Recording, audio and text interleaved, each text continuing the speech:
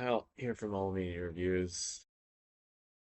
Um, let me just get this stuff out of the way. Kind of like the last video, I was going to show a little media. I got the Jeff Wagner book on Voivod. Not that I'm a huge Voivod fan, but I like Jeff Wagner. He wrote the Fates Warning book, the progressive metal book, Mean Deviation, and he's been through a lot himself in the last few years because he ended up having his house burned down and he lost one or two of his cats. But he loves Voivod. I can take or leave them. Or they're I have a few of their records, Angel Rat and The Outer Limits and stuff like that. But there's a book he just wrote, so I want to support him and everything. I got this, the Murder by Death Finch soundtrack. One of only three things that I really like from Murder by Death. I do like their first two records before the singer started to sound like Johnny Cash, but this is an all instrumental piece, I believe. It's the soundtrack from Finch. It's like a fictional story to the book by Jeff Vandermiller, Vandermeer. So I open it's just a 10 inch because it's not that long. Anyway, it came out like in 2009 originally, but um, yeah, I mean, a couple of things I can talk about today is um, January 22nd, 2026. It's 6 months to the day. I was right in this living room, right here, right over here. Let's see, we had a the home health services had a bed for her, for Joyce, and she passed away. And it's just kind of unfair because I should be thinking a lot about her, but I found out, posted on some of social media, you know, Saundra Johnson passed away yesterday. So, I'm gonna make an announcement or two before I maybe talk a little more about her.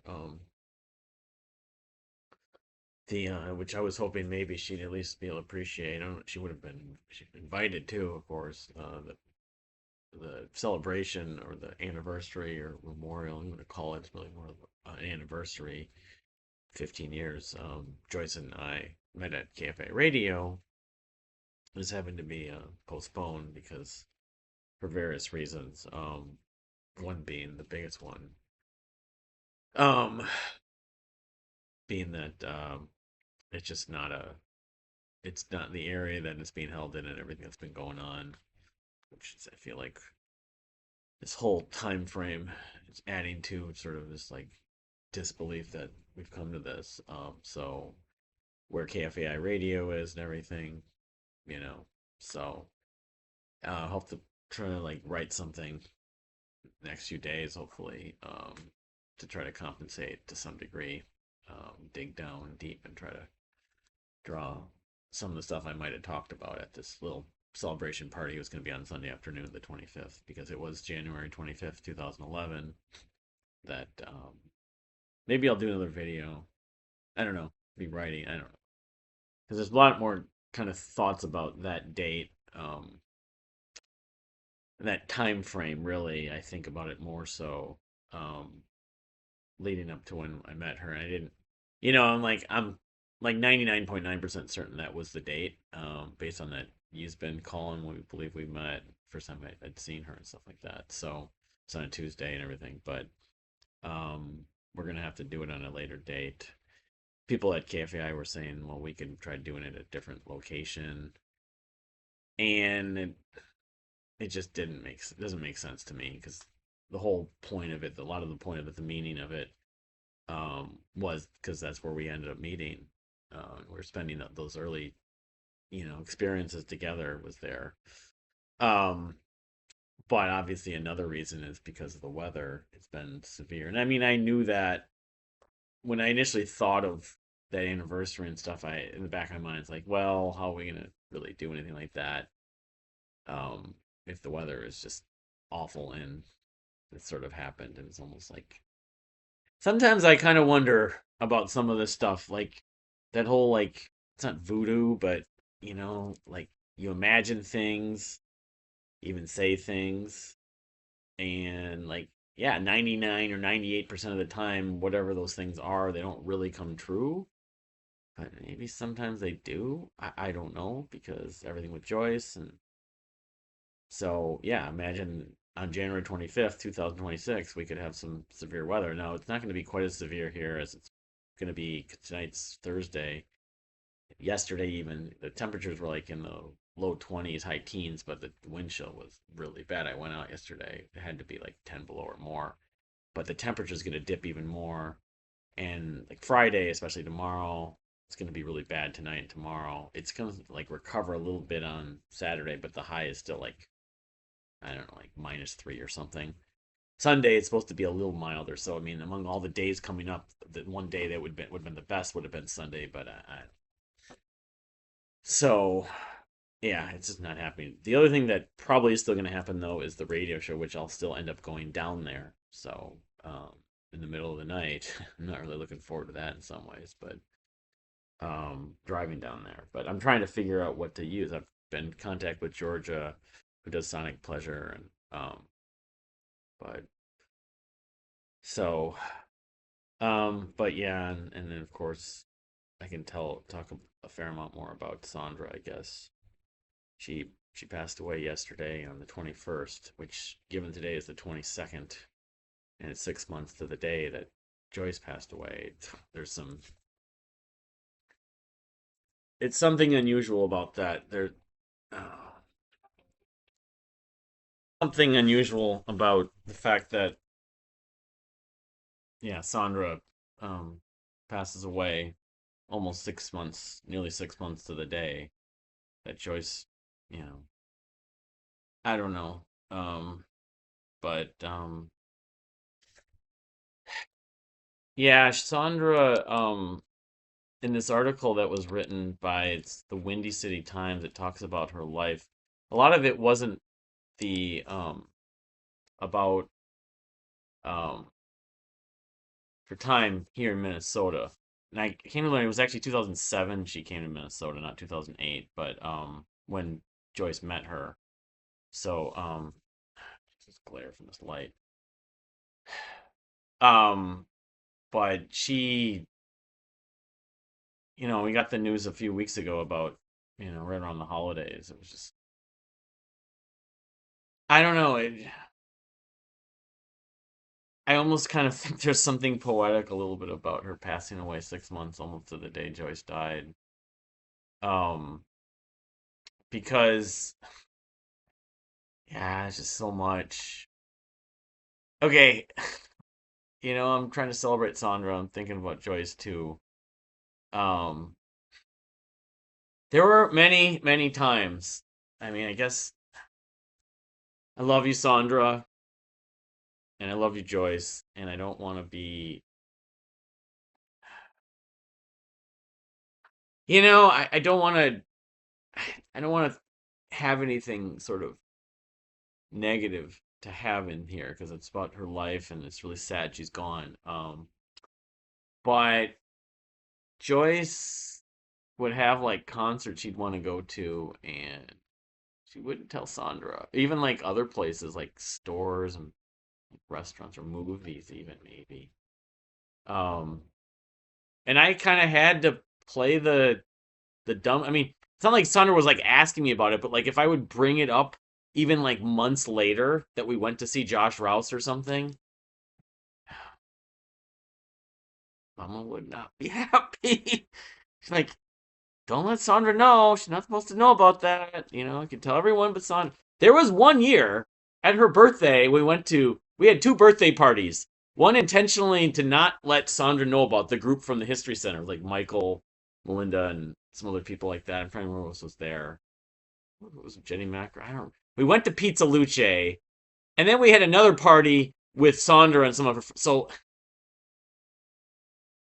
it was a funny relationship that Joyce had with Sandra, and I wasn't caught in the middle. I was trying to be the peacemaker sometimes, even though they never really that I knew of really argued like on a personal level. They might have because what would happen was oftentimes she would call Sandra when I was like out or I was at a concert. That was like Joyce's go-to is that I had my concerts, my reduced amount of going to concerts, and so Joyce is by herself. So what happens? Well, she might not always call Son. She calls some of her other friends. She calls Sarah, or she call maybe Burnett or Shannon or something like that, or Rhonda. But yeah, but oftentimes it'd be Saundra, or she'd call Saundra later. Um, and I wouldn't be privy to the whole conversation. So there were probably points within those conversations that one of two things happened. Either they might have butted heads a little bit, but that wouldn't like be sustained. It's like I don't remember a point where Joyce was like, "I'm not talking to her." It probably happened one or two times, a few more than that, but or yeah, it would be the kind of thing where Joyce would then, like after our phone call, would just be like, "Why does she have to do this? Why does she just like, Sandra, you're not my family. You Why do I have to buy you this Harry Potter watch? What, It was sort of comical, and I'm just like, I have to happy wife, happy life, Mama. Um, she would, and my personal relations with Sandra, with Joyce, I never really I mean, a few little run-ins where we got in like sort of debates or something like that. A little like sort of pop culture arguments that weren't really super like super big. And part of it was like, okay, well, we have to buy her Christmas gifts. We have to selling Christmas with her. We have to bring her, drive her, and drive her back to this concert. And then, oh my God, there were I don't know how many, probably close to 10 concerts slash events. Probably concerts, occasionally a movie, or maybe even like a dinner we went to with someone else, even where Sandra was intending to go, um, and then she kind of backed out. And I don't know if it was at the last minute, but it was within like 8 hours. There was even, I think, one or two of Joyce's parties that she didn't go to for that reason. This glare is getting annoying. Maybe it's better like this. Um, so yeah, I mean that was kind of I mean part of it, the reason why she backed out largely was because she just wasn't feeling well. Which I don't blame her for that, but it was a concert. Like there were different concerts we went to that she had a ticket and we didn't get to use it. I mean, even you could even say the Prince thing, but I don't blame her for the most part. I don't know if it was every single time it was due to her health. Some of it was just she just wasn't feeling up for it. I don't know. Something changed. But yeah, that was kind of the relationship. While Joyce was close to her, I think Sandra used to say, "Well, once your mom's not around, you're gonna have to take care of me." And I don't. I think Joyce. I'm not saying she completely resented that about Sandra, but it was a sticking point, and I'm a third party here. I'm supposed to support my wife, but I'm trying to just, make the peace and not make things. I mean, I did have issue with when she was expecting this and this cost this and this. Sometimes the money got to be a little sticking point, and or just, timing of. There was an occasion when they got like a couch or something, a sofa, and they got like stuck or something in their house. They needed help, and I wasn't able to go over there. The biggest one was many years ago when um I was doing a podcast with psych podcast with John, and it wasn't involving Saundra directly, but it was at Joyce was at Saundra's, but her car was stuck in the snow, and John's like, because Joyce calls me and says, "Yeah, you need to come help me get my car out of the snow," and I'm not, I don't live, I live like whatever, it's like 25, 30 minutes, but it's been snowy. It's the winter of the winter whenever we did that. Surprisingly, John would even be over because we wanted to watch the new episode of Psych and do a podcast about it at that point, but. Um, John's like, she's your girlfriend. You need to go over there. I'm like, really? We're in the middle of this podcast and I have to, it was, but as it turned out, I was able to sort of come to peace with that a little bit. I still feel bad about it, but somewhat, um, because Joyce told me that was right. I asked her about that and I was in tears. She said that there's no way I would have been able to get her car out, and that they had to get the fire department to help her out. It was, I don't know how much snow it would have been, but that would have been the thing. I would have gone there, and then her car would have been out. I'm like, I drove all the way over here, and now John's stuck at my house, and It's like 1 in the morning because I don't know how late it was. It was relatively late. It might have been like 10 or something, but it would have been like one the time I got home. But no, it was a weird relationship. But I mean, Joyce owes a lot to both Saundra and Shirley for helping her out, getting her into grad school. And some of the stuff she did at grad school, like some of the pe- PowerPoints and everything like that. I was just there's a lot. I mean, write about it instead of talking on camera about it. Um, like when I met Joyce, Saundra was not her best friend because I don't think Joyce ever considered Saundra her best friend. But I don't know if Joyce really had an actual best friend. She just had very close friends. But Saundra sort of like was the primary one because she kind of talked to her more. Um, and yeah, I think Saundra sort of considered Joyce her sister in a way. Um, it was weird. They bonded over a lot of stuff. Not only because they worked at Barnes and Noble, although they weren't at the store that long, as I mentioned in the last video. Joyce moved to the downtown store, so but if she went there in 2007, they were there together for maybe almost 3 years then. Because like 2007, part of 2007, and 2008, and 2009 maybe. I don't remember the exact time frame when she went to downtown. It was like 2010 or 2009, somewhere in that window of time. By the time I met her, though, she was at downtown Barnes and Noble, where Saundra worked in the one in Highland, St. Paul. But I came to revisit talking to because I was at the nursing home with Saundra and her sister Shirley and friend Becca and some other people that were there. Really nice people that I sadly don't know, but maybe I'll get to know more. Her friend Ed from New York City and his partner was there, and then her friend Pei, who was from New York City, but then moved to some part of Southern California with her partner Andrea. They had come in; they were there at the nursing home, and some other people. I forget who. I know her cousin Kim had come in, but that was when she was at the hospital, not the nursing home. And there's a lot. I mean, Saundra, it's weird how like as much as I felt really connected to her, especially since Joyce passed away, um, and I think she really considered Joyce family and myself family.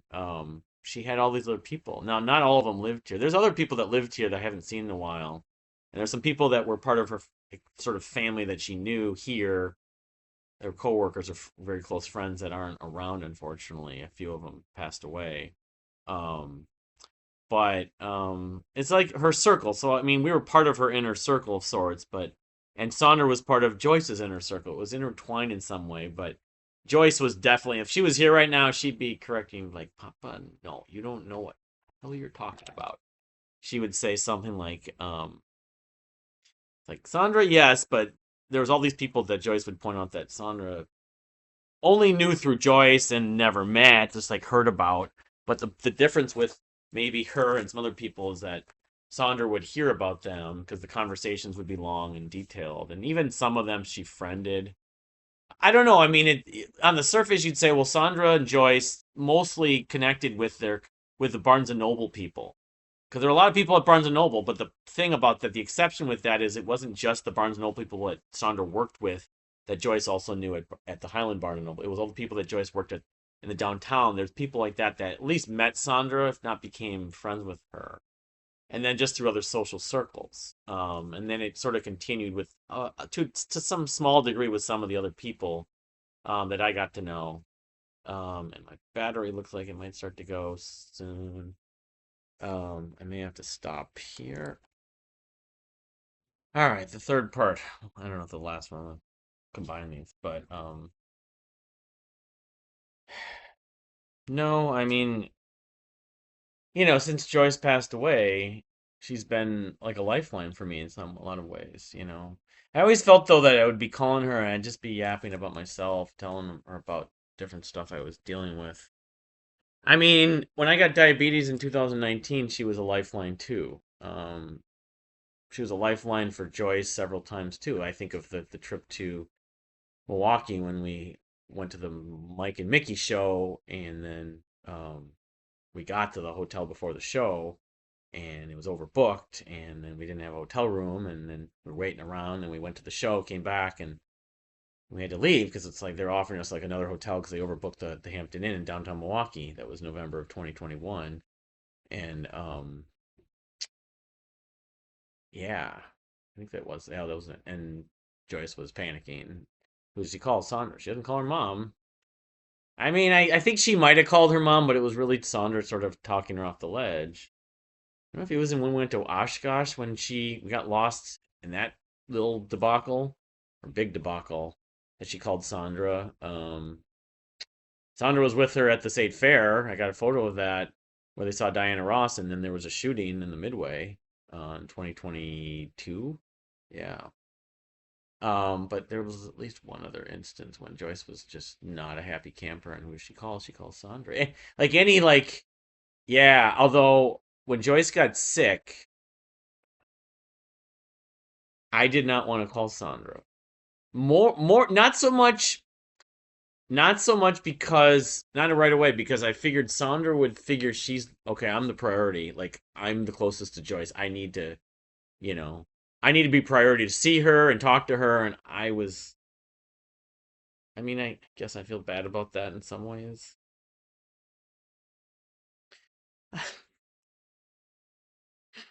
Yeah, it's kind of caught between the two. So because I know Joyce would not have wanted. She would have been like, no, Papa, don't call Sandra. Except at that point, Joyce's energy levels and trying to make some of those decisions were sort of up in the air. I can't remember exactly. In the early stages of Joyce's illness, which, talking about a few days or a week and change, yeah, she was being careful, careful who she told the History Center, even some of my family. So I just was walking on eggshells trying to figure out who to tell. So, but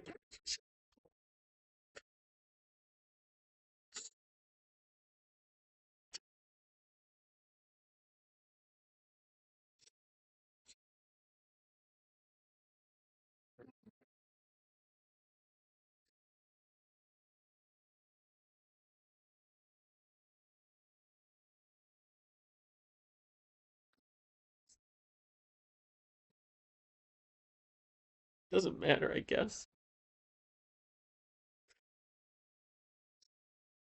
And I never told I don't know. Sandra never brought it up to me, really. It's like, why didn't you tell me about Joyce's condition earlier? I don't think she really felt like she wanted to, be upset or be a point of contention with me about that stuff. The only time we sort of got a little heated was when I was dealing with the grief, and she's like, this is after Joyce had passed away. She's like, no, you need to grieve. I was telling her, oh, I should try to meet someone and all this stuff.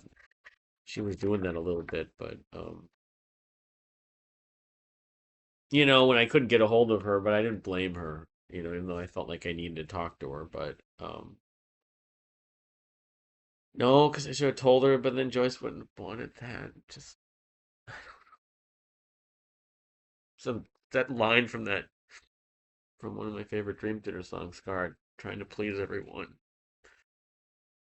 That's my life. Am I trying to please everyone and please myself?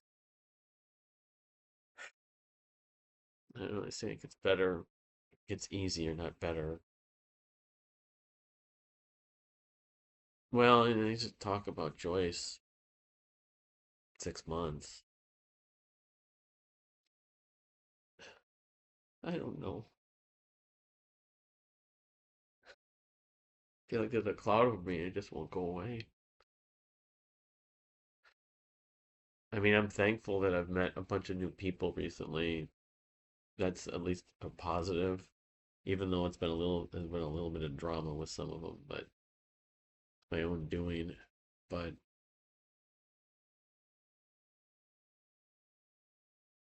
I don't know.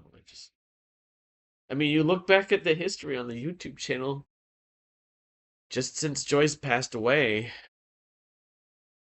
and then the history on the blog and stuff.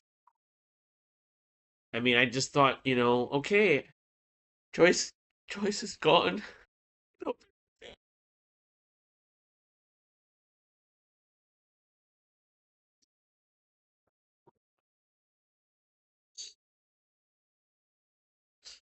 people ever go through that where you have like, these eras of time when you're,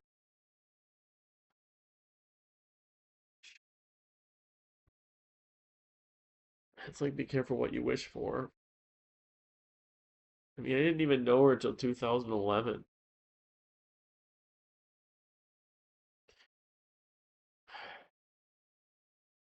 I don't know. I mean, when I got diabetes and then I get this blood clot in my leg, Joyce was worried about me, and it's like, yeah, well, what happens with blood clots? They spread. And she's like, and even all your health issues, like having diabetes, your health things take longer for you to heal and you're more vulnerable. So I was the one who was, you know, at risk, quote unquote, becoming at risk, and I'm 40, whatever I was, 44 years old, 43 years old at that point in 2019, 2020.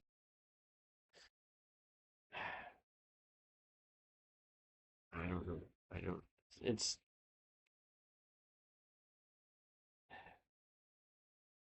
I don't understand anything anymore. I mean, yeah, I was saying this a couple months ago, and it's got, has it gotten better or worse? I, I don't know how to even understand that. I just don't. I don't, I'm trying to find a new normal and all this stuff. And it's like, well, it's only been 6 months and trying to take care of things, my job and taking care of Kitty because I lost my other cat, and Miss Mocha. I feel like I haven't even grieved her like I should have. Miss her. Little Kitty. I saw two cats the other day walking down our street and it's like 10 degrees out. I just wish I could have helped them. I don't know, maybe their owners just let them out and they wanted to do it. They couldn't help themselves, but um no, 6 months. I mean, Valentine's Day is coming up. That's not going to be easy either. I'm gonna have to get her some balloons. That's what I'm doing basically. I'm just doing all the stuff that we do, but I don't have her here to do them with. I miss the cemetery. It's just weird. I'm writing letters that are sort of in a very limited capacity to find, and it's okay. It's what my aunt did, but I I I've done better. I've felt better for the most part going to the cemetery, but I can't do it with the weather like this and the lack of daylight. I miss that.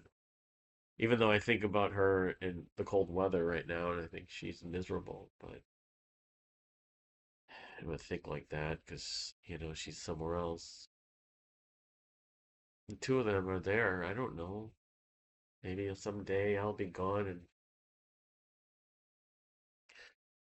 I'll get to join them again.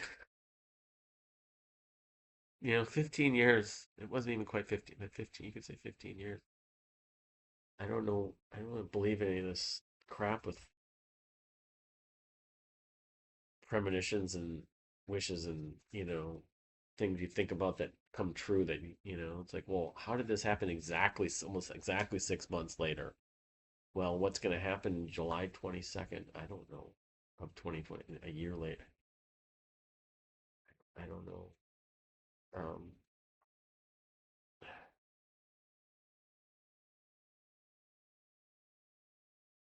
it's like your life feels worthless. It's not worthless maybe, but because it's someone you love. You're like basically giving everything to them for the most part. I mean, yeah, you want to still do your stuff, and no relationships are perfect, as I've talked about. But and I went my whole life because before I met Joyce, I never had a relationship for whatever reason. I don't know why. Maybe I was a late bloomer of some kind. I don't know why the hell I'm the way I look. I guess I look like I'm in my mid 30s still because I haven't aged as much as some people. I got some gray hair here though, but I don't know. So I hadn't. So it's like the one thing that you sort of, in some ways, hope for, if not dream of, that feeling of someone you care about, someone loves you. and I got to experience that for. That is very kind.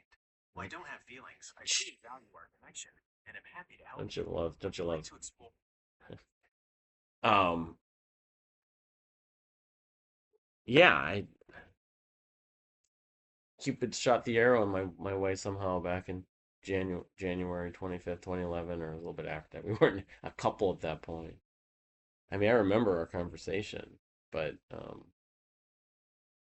don't know. I could talk more about that or write more. But I remember I was asking her about the monkeys and Michael Nesmith, and I don't know if I called John after that or maybe a day later. I talked to him. It's like, oh yeah, Diana Green, our friend Diana Green. She likes Michael Nesmith, who also likes a lot of prog, including Gentle Giant and Kevin Gilbert. But and the ELO thing, I remember she said she liked ELO, but it's like, oh, maybe she likes prog. She like ELO, but it's like, oh, you know, Big Bang Theory, and she hadn't heard of Psych and everything. But um, I just remember looking at her, and she like had one of those.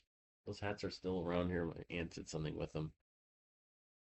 Purple hat, purple like beret like hat, and then she took it off and was like flashing her hair around, and then she sticks her chest up a little bit. I'm like, wow, this woman's pretty attractive. You probably wouldn't be interested in me, but that doesn't mean she's not attractive. At least I get to spend time with her. And then she's getting calls from her. I thought it was her boyfriend. It's like that's got to be her boy because it happened multiple times within the first couple months we knew each other. Paul is his name. It turned out Paul works at Barnes Noble. Paul, so he gay, as would Joyce say. He gay. Um, he's now a movie critic, you know. But no, it wasn't her boyfriend. Um, I told my mom, it's like, oh, this is maybe someone I could spend a lot of time with, maybe the rest of my life even. It wasn't meant to be. I guess not. And Saundra, well, she wasn't Joyce. At least I felt like there was a lot of Joyce. A lot of the connection from Joyce I could get from her. And so two of them are now gone in a flash, in like an instant. It feels like 6 months. I mean, even though Sandra had her health issues, I'll pass the link along to that article, a couple articles. There's a New York Times story that there's a video and an article about her health that was in 2018 about drug costs and that kind of stuff. And she had congestive heart failure, same thing that my grandmother, my mom's mom, actually passed away from, but you know she was much older than Sandra, and some of her other health issues. But there's another article that was just published today in this Windy City Times that that goes more into detail about her life. I think I mentioned earlier, and I'll pass that along too. Her activism. She was very active in political and social things with the LGBTQ or just the gay community per se. Because Sandra was herself a lesbian. Although I'll say something about that. She happened to be that. She had a partner at one point that she lived with in New York City, I guess, and then they moved to Florida at one point, and then things kind of ended, I guess. But I would talk to her about, this guy or that, and she's like, yeah, he's a good-looking guy. She would make comments, so it's not like she didn't appreciate the physical attributes of men. She just probably wasn't interested in them romantically. But in that sense, she was not as sort of stereotypical of a lot of lesbians, I guess you could say. Um, but yeah, I mean, Sandra, she had a lot of that. So I felt like we weren't a three like group. You could put Shirley because it would be the four of us sometimes, occasionally doing things. It would be someone else.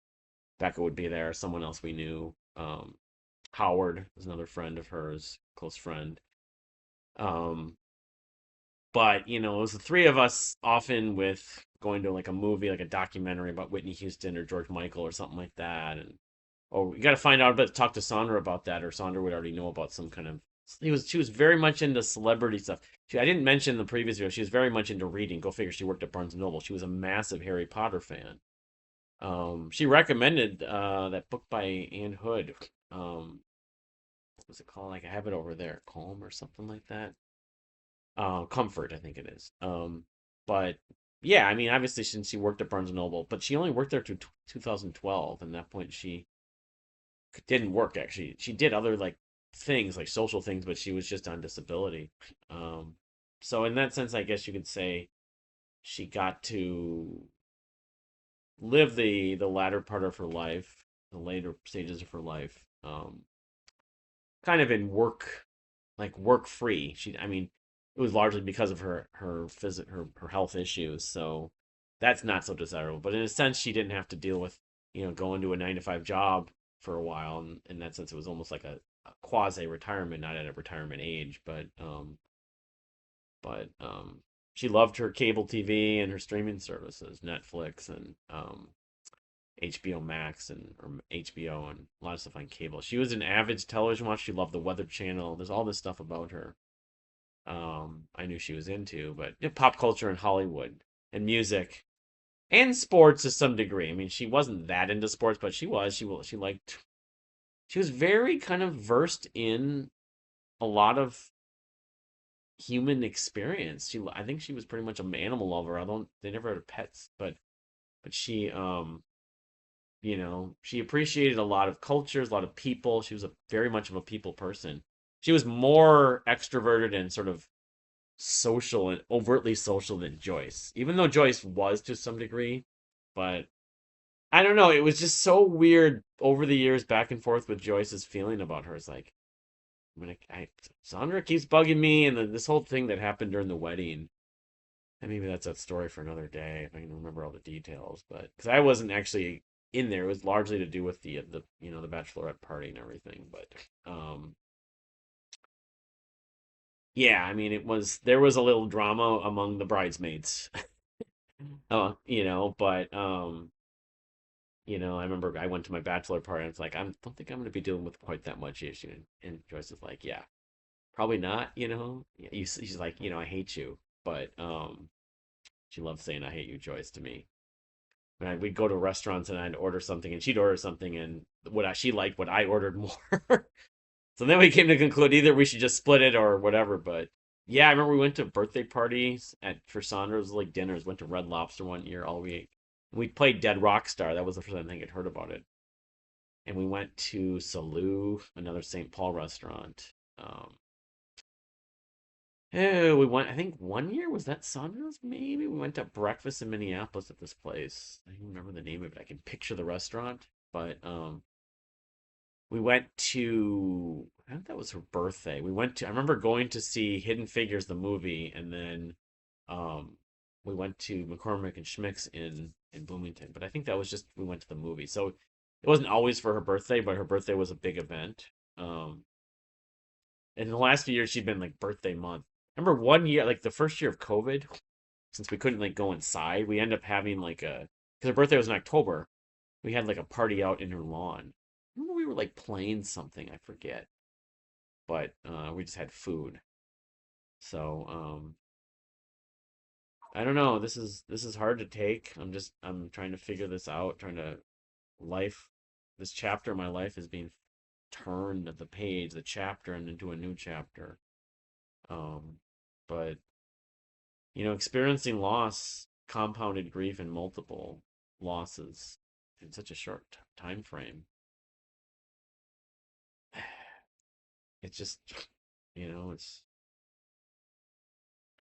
I mean, she wasn't family, and a lot of my family didn't know her. Like a lot of Joyce's friends didn't know her as well as I did, just because it was just like a regular thing with Saundra. 6 months for Joyce is.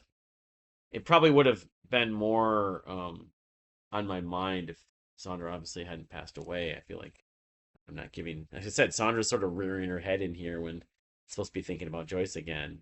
You know, um, but maybe I'll do more about the whole thing with KFAI on Sunday for Joyce for Mama because it's 6 months. It's been a long 6 months, even though I haven't been. My life has changed dramatically. Just trying to, you know, do things I enjoy and take care of living without her, making dinner and stuff like that, even simple stuff like that. But I don't know. They say that you manage to get used to it more over time. But what I'm concerned about is more changes and more things that I'm going to face. Um, but I guess you could say in some ways I've come pretty far. Although a lot of people that become widowed don't do a lot for the first few months or even the first year, and I've done a lot. But it's kind of my natural habit of not wanting to be alone and wanting to be social or be among people, and I work alone here all day at home, right, for now at least. So that's part of it. But anyway, I'm gonna kind of sign off. I mean, I did go to the Prague. I got the set list over there. The those Medley Kids show, because the widow dinner last Thursday got canceled, but it was a week ago tonight. But the Dakota, unfortunately, Dakota doesn't have the biscuits. And I love that was a little that was hurt. That hurt. I'm going to see Esperanza Spalding there next month though, but no biscuits, and they didn't have Joyce's salad either, which sucked. They took him off the menu. It was less than 2 years ago we saw Raul Malo got that stuff. R.I.P. Raul Malo, but I did have a burger and a salad that was really good there. So not like the food wasn't bad. It was a little pricey, but I know I need to get there earlier though. I'm looking forward to seeing Esperanza, but I did finish Stranger Things finally. But I'm going to talk about that in detail for this video. So anyway, thank you for listening to me. I appreciate any of the comments people find this. I'm just someone who's going through a lot of loss and grief and change. But a lot of people will go through this too. It's just sometimes you just kind of have to let things happen, and you know you can't completely compromise your life, I guess. And part of it is just sort of um, counteracting, what is the word? Mitigating that by trying to talk to people, and the whole thing about meeting someone else. A lot of these women that I've met to their various degrees that are just friends or acquaintances or whatever, and I need to work on myself according to my therapist. But if I met the right woman, I don't think there would be a reason not to be interested. But it's just weird, the whole widow process. And well, thinking of Joyce, talking about Joyce with this other woman, is that fair to that other woman? And there's definitely mixed opinions about that. Because I'm always going to talk about and think about Joyce. That's never going to happen, never going to change, I don't think. Probably Saundra's to probably be the same way, because Saundra was so impactful. I mean, not to the same degree as Joyce, but I don't think I'm gonna probably try be in contact and maybe increase my contact with some of her people, especially Shirley. So, and some of these other people that I met, this guy Ed and everything like that. So, but anyway, thank you for watching though, and we'll see you next time. One other last note, I just thinking about I've been writing these songs that are giving me grief triggers. One of them is this song by Simply Red, "Holding Back the Years." That one definitely. I remember hearing. I think it was on American Top 40, um, and then I was like, "Oh, Joyce liked that song," but I didn't even realize it was Simply Red until recently. But I remember talking to Saundra about that a couple months ago. It's like, "Oh yeah, that's Simply Red." Um, yeah, it's a very sad song.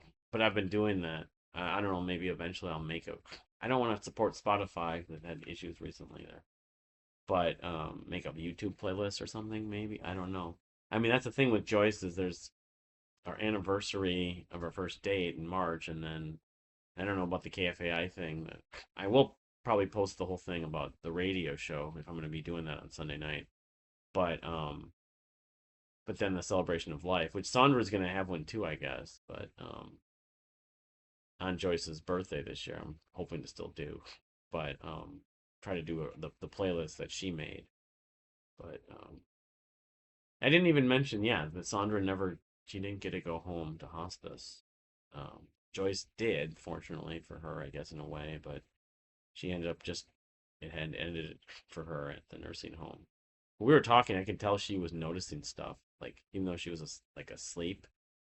It was strange. Having seen this now twice, it didn't happen to Joyce for as long. It was really like only like a day or two where she was like sleep. She was awake at points for the last several days of her life. Saundra really was like 4 or 5 days. But uh, anyway, wanted to add that little bit. Thank you for watching.